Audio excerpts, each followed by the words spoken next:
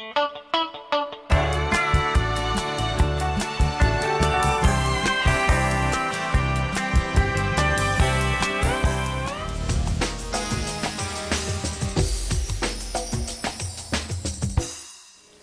welcome back to the Traveling Texan. This is part 2 in our series on Uganda. I'd like to talk about the people in Uganda.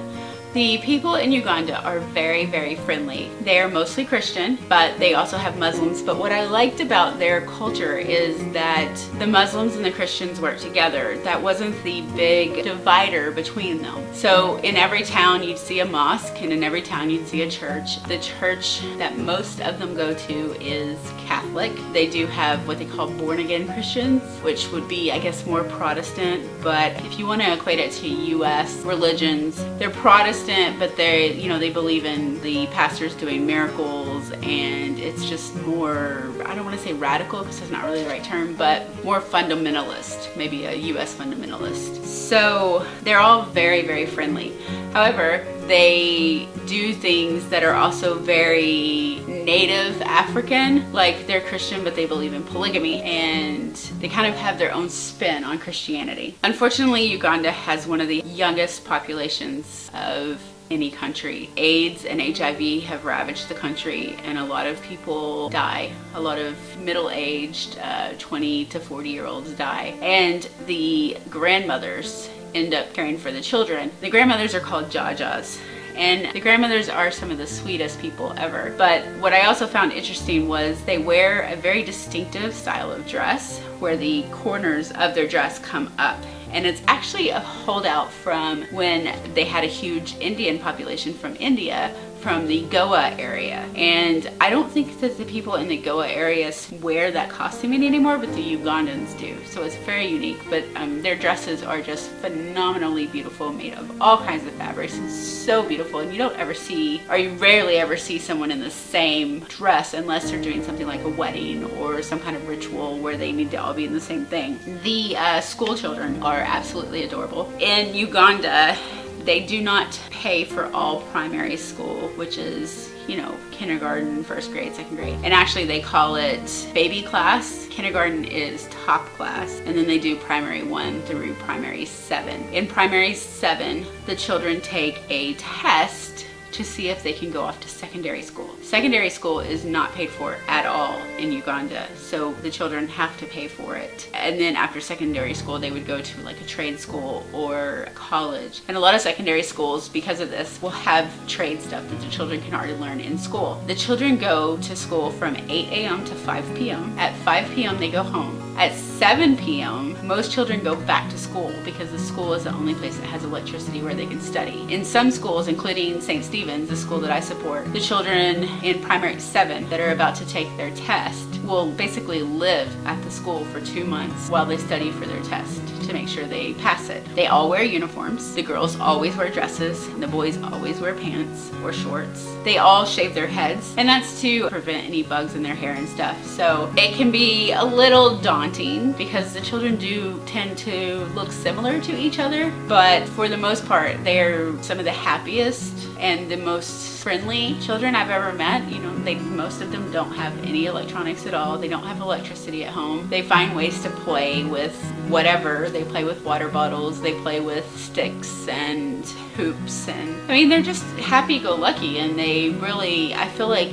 they are very sociable because they have to talk to each other. They don't have phones and stuff. Taxis work a little differently in Uganda. In Uganda, the taxis will stop at a place. They are usually kind of like vans that will fit at least 10 to 11 people, if not 12, maybe more. So when they stop at a place, they'll stop at that place and they'll wait until their taxi is full before they start driving anywhere. And that's how they can afford to drive back and forth and afford the gas. Some taxi drivers will drive between Kampala and Masaka, which is about, it's probably easily a 3-hour drive each way. Some of them will do that twice a day. So we're talking like 9 to 12 hours of driving every day. We hired a taxi for 2 weeks while we were there in certain parts, just because that way we had a dedicated person to drive us, and that way we had the same car and we could come and go as we needed and things like that. And it was really great. Our driver was named Mr. Ismail, and I believe he spoke some English. Not every Ugandan speaks English if they don't learn it in school. And I believe he spoke some, but he didn't speak a lot. He was much more comfortable speaking in Lugandan. So we learned some Lugandan phrases. Wasize Otia is good morning, which literally translates to how did you sleep? Bulunji, which means good. And then Jebaliko is hello. And then Webale is thank you, or Webale Nyo is thank you very much. And a lot of times if somebody's very happy about something, they'll say Nyo, Nyo, Nyo, which means very, very, very much. And our driver, Mr. Ismail, was a fantastic driver given the roads that he had to drive on. Most of the roads are not paved. The roads that are paved, on the main highway, every town has like speed bumps. So, I mean, you can get up to speed maybe 2 miles, and then you hit a little town, you have to slow down and go over the speed bumps and go again. That's why it takes forever to get anywhere. But Mr. Ismail was fantastic on these roads that had giant potholes. And we had hired him for the 2 weeks. His boss was actually so happy that we had hired him that they bought a new van just for us to use, which they would later use in the taxi business, which is what Mr. Ismail normally did, is drive a taxi. And then on the last day that we were with Mr. Ismail, we took him to a dinner, a pizza restaurant that my friend Julie and Rena had been to before, and bought him dinner. And he and our friend Ben, who's also Ugandan, ordered the fish that was cooked, and it was a whole fish. It was a giant fish. And so he and Ben decided to wrap one fish up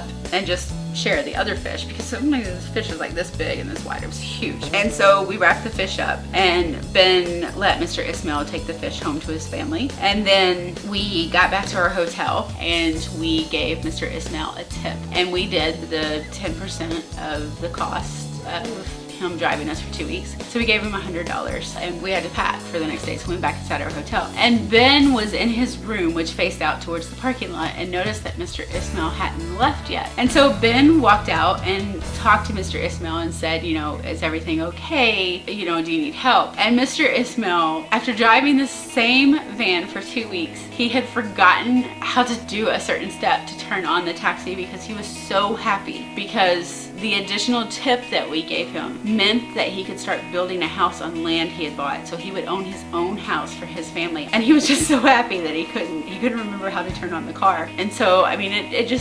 really made me grateful for not only that we could help him, but it made me grateful for what I have, because I have so much more, and sometimes I'm not appreciative of it. So it's just a way that, you know, just being kind helps somebody else. We also met with a very, very fantastic batik artist named Lukwanda Dominic, and you can find his work on Facebook.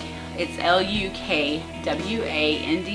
Dominic, D-O-M-I-N-I-C, and he does the most fantastic batik work. And batik is the process of dyeing fabric with wax in a multi-stage process to make it look beautiful. And I was just stunned. And he actually found out that I liked butterflies, and in the 2 weeks we were out in Masaka, he made me one and then met us back in Kampala in Entebbe and brought me one of my own with butterflies on it. So if you have a chance to check out his work, it's absolutely phenomenal. You could never get any kind of better kind of work of art in the world. And then finally, with the people, there is a woodworking group in Masaka that teaches young men how to do woodworking so that they have a job. And the shop owners were just phenomenally nice, and we found out that they had taken in an orphan who didn't have a place to live, and they had built a place in the shop for him to live. So it's just another insight into the Ugandan people. Yes, there are the dictators and the people that are bad, but most of the people want to help other people, and they're taking initiative to help their country and help other people. And I really fell in love with their culture and the way they're so nice to everybody, and how they're so friendly and welcoming. And if you have a chance to meet somebody from Uganda, you won't be disappointed in their friendship. See you next time.